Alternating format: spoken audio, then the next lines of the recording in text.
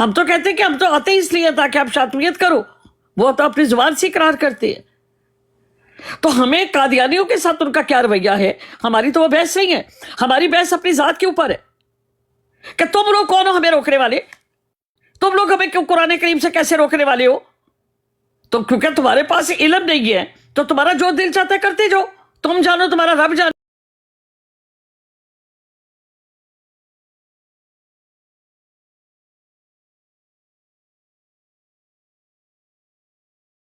توہین کر رہے ہوتے ہو تصویریں لگا لگا کر، جیسے تمہارے کوئی والی وارث ہی کوئی نہیں ہے. اللہ وارث ہو تم لوگ، جن کے سامنے یہ بینڈ باجے لگا کر گالیاں دیتے ہیں. کیا ان کے گھر میں خواتین نہیں ہوں گی؟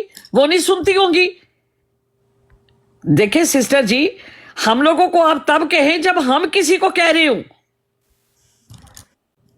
کیا ظفر اللہ شاہ صاحب نے کسی کو منع کیا تھا؟ کیا علامہ سہلوی صاحب نے کسی کو منع کیا تھا؟ کیا پیر اسکانی صاحب نے کسی کو منع کیا تھا؟ قادیانیوں کو کسی کی قادیانیوں کے لیے تو کوئی جنگ نہیں لڑا. یہاں پر تو اسلام کے بارے میں جنگ لڑا کہ تم اسلام کو بدنام کر رہے ہو. تم لوگ اسلام کے اوپر کلنک ہو، تم اسلام کی بدنامی کر رہے ہو، تم دین کے نام کے اوپر ایک دھبا ہو جو تم اپنے کالے دھندے چھپانے کے لیے ختم نبوت کے نعرے لگا رہے ہو. ختم نبوت کا مطلب یہ نہیں ہے. ختم نبوت کا مطلب یہ ہے کہ آپ نے بہترین طریقے سے یہ ایکسپلین کرنا ہے، لیکن اگر کوئی پھر بھی نہیں باز آتا تو پھر آپ نے اس کے ساتھ جو ہے ایک حد قائم کر لینی ہے کہ آپ اس کو قانون کے دائرے میں رہ کر جو آپ کے پاس قانون ہے اس کا بھرپور طریقے سے فائدہ اٹھانا ہے.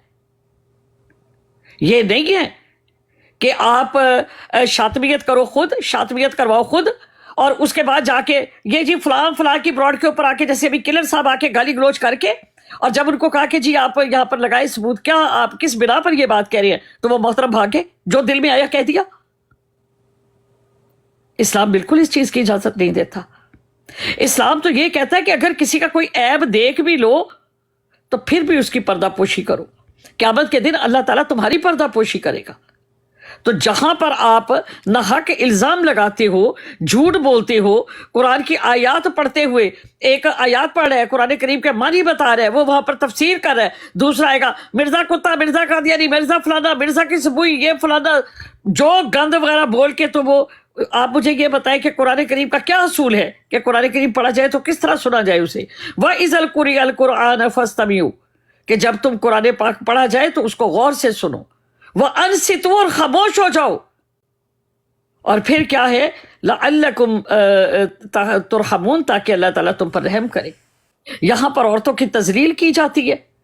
نبی کریم صلی اللہ علیہ وسلم کے لیے کہ کچھ خواتین جو تھی ایک قافلے میں جا رہی تھیں، اونٹوں کے اوپر سوار تھی، اور کچھ اس طرح کی مطلب جگہ آئی تو انہوں نے اس کو تیز تیز سے مطلب چلانا شروع کر دیا.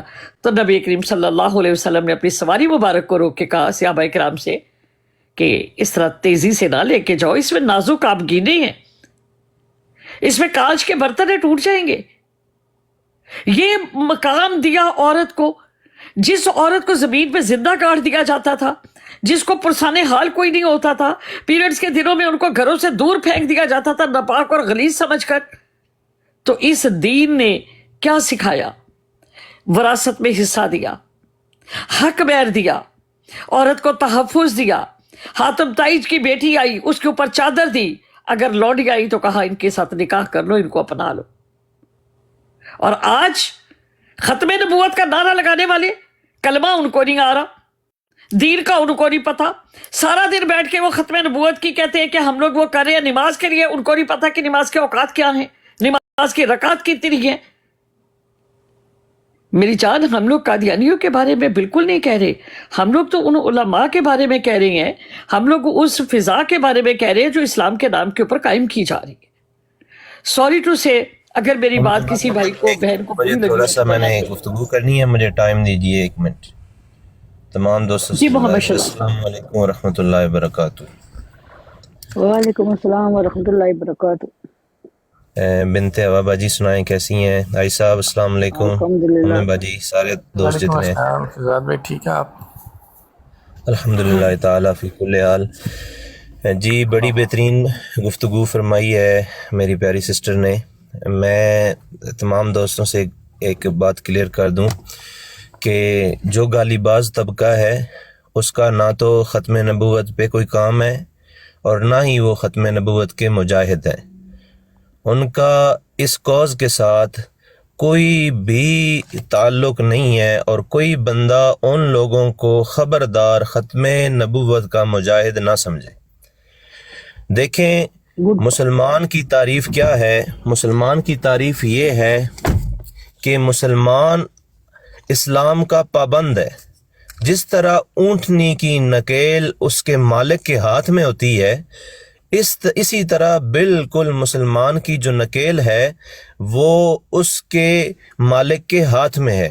وہ اپنی مرضی سے کچھ بھی نہیں کر سکتا. قرآن کریم کی ایک آیت ہے، اللہ پاک کی ذات ارشاد فرماتے ہیں، فرمایا یا ایھا الذین آمنوا ادخلوا فی السلم کافہ، اے ایمان والو اسلام کے اندر پورے داخل ہو جاؤ. یہ نہیں کہ بھائی 2% اسلام کو مانے، 3% ایمان کو مانے، 10% اسلام کو مانے، تھوڑے سے اسلام کو لے لیں تھوڑے کو چھوڑ دیں. نہیں، قرآن کریم نے واضح طور پہ بتایا مسلمان وہی ہوگا جو پورے کے پورے اسلام کو مانے گا. اب گالی کے بارے میں قرآن پاک کیا فرماتا ہے؟ گالی کے بارے میں قرآن پاک فرماتا ہے وَلَا تَسُبُّوا الَّذِينَ يَدْعُونَ مِن دُونِ اللَّهِ فَيَسُبُّوا اللَّهَ عَدْوًا بِغَيْرِ علم. گالی کی ممانعت تو قرآن نے پیش کر دی کہ کفار کو بھی بھائی آپ گالی نہ دیں. تو گالی کسی صورت الاؤ نہیں ہے. جو گالی باز طبقہ ہے اس کا کوئی ختم نبوت سے ان کا تعلق نہیں. ہاں آپ یہ کہہ سکتے ہیں کہ وہ رد قادیانیت پہ کام کر رہے ہیں. رد قادیانیت اور ہے، تحفظ ختم نبوت اور ہے. اگر کوئی بندہ ان دونوں چیزوں کو مکس کرنے کی کوشش کرتا ہے اور کہتا ہے بھائی وہ تو کام کر رہے ہیں ان کو چھوڑیں اپنی جگہ پہ، میرا آپ سے سوال ہے کسی کی بہن بیٹی کی تصویر لٹکانا یہ کون سا اسلام ہے؟ یہ کہاں کا اسلام ہے؟ آج تک ہم نے تو کہیں نہیں پڑھا، بلکہ میرے نبی مکرم صلی اللہ تعالیٰ علیہ وآلہ وسلم نے تو کائنات کی بیٹیوں کو عزت عطا فرمائی. پھر اپنی مسلمان بیٹی اور اپنی مسلمان بہن ان کی تصاویر لگا کے پھر لوگوں میں چرچا کرنا اور ان کو